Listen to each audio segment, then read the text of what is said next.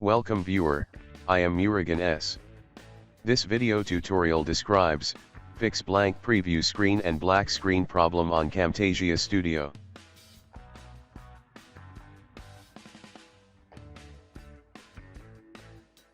Click Edit, click Preferences.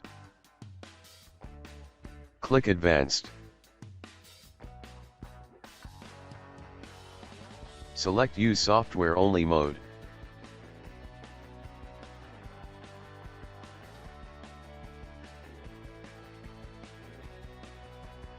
Close and reopen project file.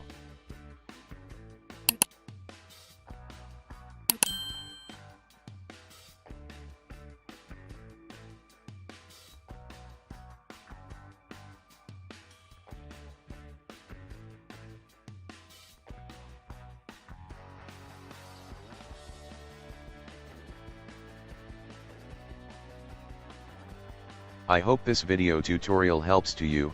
Please like, share and don't forget to subscribe my channel. Thank you very much. See you next video.